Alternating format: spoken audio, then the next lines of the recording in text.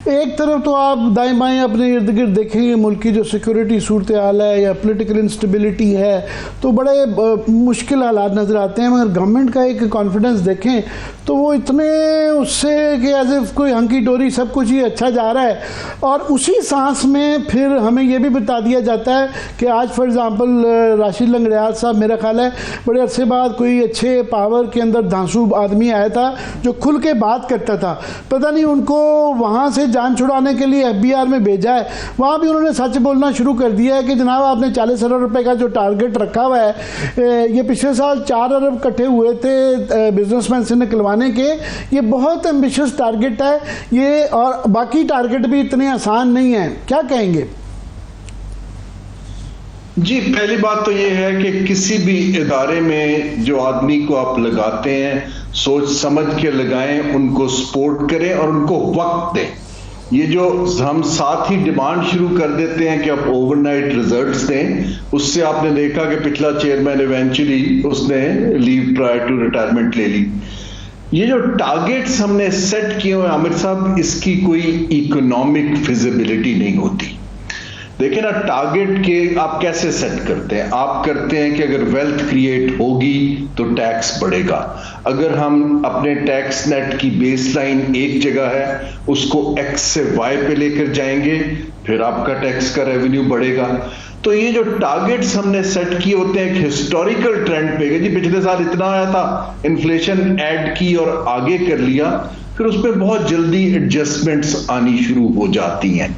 जैसे मैं आपको बताऊं, जितने मेगा प्रोजेक्ट्स होते हैं उसकी कोई इकोनॉमिक फिजिबिलिटी नहीं होती कि ये जो टैक्स पेयर का पैसा लग रहा है इसका रिटर्न क्या आएगा इकोनॉमिक टर्म्स में। तो इसलिए हमारे टारगेट्स रिवाइज होते रहते हैं और उसके ऊपर लोग फिर बिलीव नहीं करते। यहां ये IMF पे फंस गए हुए हैं, तो जब IMF पुश करता है टारगेट्स नहीं मीट करते, फिर हम मजीद रिप्रेसिव टैक्सेशन की तरफ जाते हैं just to get the numbers right. घूम फिर के दोबारा मैं इसलिए बिजली के उस पर आ जाता हूँ, एनर्जी के ऊपर, कि पाकिस्तान का अगर क्विकली नज़र आता है कि अगर ये मसला हल हो जाए और ये कोई 1/3 या कोई जो है आधी कीमत पे बिजली आ जाए तो प्रोडक्टिविटी भी बढ़ जाएगी, इकोनॉमी के लिए भी अच्छा है, आम आदमी के लिए तो अच्छा है ही। मगर वहाँ पे गवर्नमेंट एक अजीब डिनाइल में, आज प्राइम मिनिस्टर को मैं सुन रहा था, वो दो चीज़ें, एक तो उन्होंने जो तमाम दुनिया कह रही है कि इसका ऑडिट करवा लें, पता तो कर लें, तफ्तीश करवा लें, तो उसके बाद फैसला करेंगे, उसका कोई गवर्नमेंट जिक्र नहीं करती, उस तरफ जा भी नहीं रही। दूसरा, वो आज फिर क्रेडिट ले रहे थे कि देखिए हमने कितने आला प्लांट लगाए थे मियां नवाज शरीफ साहब की निगरानी के अंदर और कमाल कर दिया, आधे पैसे के अंदर जो है ना हमने ये प्लांट लगा दिए, बड़ी एफिशिएंसी है। सारी दुनिया रो रही है कि इन जो प्लांट्स की वजह से ही हम फंसे हुए हैं और पूरा मुल्क एक डेट क्राइसिस में भी है और एनर्जी क्राइसिस में भी है। तो क्या कहेंगे इस एटीट्यूड का? देखिए, हमें वाइडर पिक्चर अगर लें तो पाकिस्तान इस वक्त एक कंपेटिटिवनेस के क्राइसिस में है। हम दुनिया से compete इसलिए नहीं कर पाते कि हमारी कॉस्ट ऑफ डूइंग बिजनेस ऊपर है, और कॉस्ट ऑफ डूइंग बिजनेस के ऊपर जाने का एक गहरा ताल्लुक पावर सेक्टर से है। ये एक बहुत बड़ी फॉल्ट लाइन है। अब इस फॉल्ट लाइन को आप डिनाइल में रहें या आप इसके ऊपर विंडो ड्रेसिंग करें, ये पूरी दुनिया को नजर आ रहा है कि आपकी बिजली बनाने की कॉस्ट दुगनी से ज्यादा है अपने कंपेटिटर से। ठीक है ना जी? तो देखिए, एविडेंस पे जाना चाहिए, बातों पे नहीं जाना चाहिए। अब सवाल ये है कि आप इसकी कॉस्ट को नीचे लाएंगे या आप इंडस्ट्री का स्ट्रक्चर बदलेंगे जो कि ज्यादा पावर पे डिपेंडेंट ना हो। लोगों ने दोनों तरह की स्ट्रेटजीज की हैं, लेकिन इवेंचुअली तो आपको ये जो 3-4 फैक्टर्स हैं, ट्रांसमिशन का, कलेक्शन का, जनरेशन का, इनको एट पार लाने के लिए एक मैसिव ट्रांजिशन की जरूरत है। अब उस ट्रांजिशन के अंदर हमने एक गालिबन एक SAPM को दोबारा ले आए हैं कि आप इसके अंदर आएंगे। देखिए, मैं बार बार कहता हूं कि एक आदमी को लगाएं, उसको डेलीगेट करें और उन पर एतबार करें। जब आप 2-3 लोगों से पैरेलल सेकंड गेसिंग करा रहे होते हैं तो फिर मार्केट्स आपके ऊपर कॉन्फिडेंस जो है ना उनका गिरना शुरू हो जाता है। ये टास्क फोर्स आपने देखा है कि माजी रहा है, जब चीज़ें ना करनी हो टालनी हो तो टास्क फोर्सेस बना देती हैं, कमेटी रिपोर्ट पर आती है। यहाँ एनर्जी में तो ये इशू है कि एक मोहम्मद अली साहब, बड़ी अच्छी बात है कि वो यहाँ पे आए, अच्छे आदमी होंगे, पर उनकी एक रिपोर्ट आ चुकी भी है, जो आप बताते हैं उसके अंदर कमियां रह गई हैं, उसको पूरी करवा के इम्प्लीमेंट करने की बात है कि दोबारा एक ट्रक की बत्ती लगा के, और उसके अंदर कैपेसिटी वाला 3 इशूज़ है ना, एक कैपेसिटी का इशू है, एक टैक्सेस का इशू है, और तीसरा डिस्कोस का, डिस्ट्रीब्यूशन का इशू है। वो डिस्ट्रीब्यूशन की बात कर रहे हैं आज प्राइम मिनिस्टर, उसकी तरफ ज़्यादा फोकस था, टैक्सेस को कम करने का या कैपेसिटी चार्जेस वाले की तरफ नहीं आ रहे। और वो आपको, हमें पता है कि जो डिस्कोस का भी है प्राइवेटाइजेशन, वो भी लॉन्ग टर्म है, 1 साल लग जाना है उसके लिए कम से कम। देखिए 1 साल तो बहुत कम अरसा है अगर ये कर जाए। हमारी जो हिस्ट्री है प्राइवेटाइजेशन करने की वो तो इसको बिल्कुल सपोर्ट नहीं करती। देखिए ना, अभी भी बल्कि आज मुझे बताया गया कि फिर से लिस्ट से आपने स्टील मिल को दोबारा निकाल दिया। तो ये जो हम गेम्स खेलते हैं अपनी कंस्टिट्यूएंसीज को प्रोटेक्ट करने के लिए, इसलिए मैं अर्ज कर रहा हूं, अगर लोगों ने किताब पढ़ी भी है, आपने भी देखी होगी, व्हाई नेशंस फेल।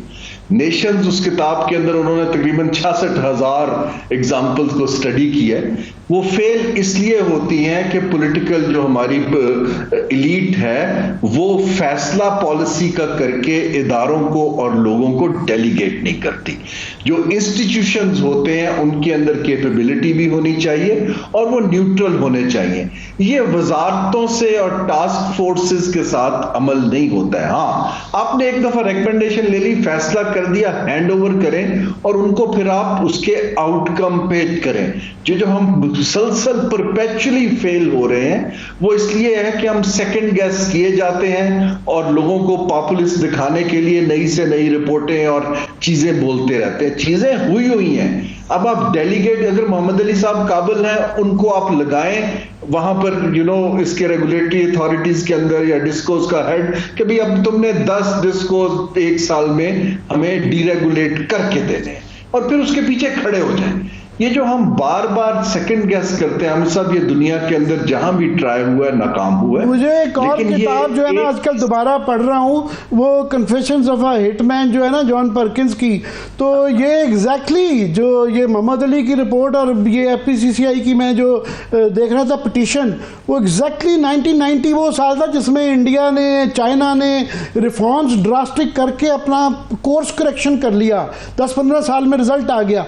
हमने एग्जैक्टली 1990s में एक इंफ्रास्ट्रक्चर के अंदर इन्वेस्टमेंट की जो कि प्रोडक्टिव अपना कैपिटल उधर जाया किया, दूसरा ये प्लांट्स लगाए।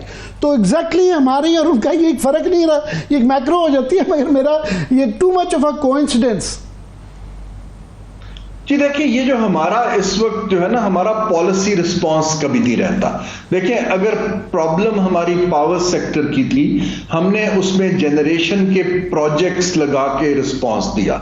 एक पॉलिसी रिस्पांस ये भी हो सकता था कि आप डीरेगुलेट कर दीजिए और आप प्राइवेट सेक्टर को, ये जो डिस्कोस जो थे, वैसे बाय द वे ये जो IPPs की पॉलिसी आई थी पहली दफा, इसके अंदर हम जिक्र नहीं करते, इसको वर्ल्ड बैंक ने ना सिर्फ एंडोर्स किया था और उसको उन्होंने मिलके बनाया था। उन्होंने इतनी तारीफें वर्ल्ड बैंक ने और अमेरिका ने की थी कि ये बहुत ही जबरदस्त चीज है, और वो अभी उस पिटीशन के अंदर जिक्र है कि हमें बांग्लादेश से डबल कीमत पे वर्ल्ड बैंक ने 15% के ऊपर लोन दिया था, जबकि उस वक्त 11% के कमर्शियल अवेलेबल था।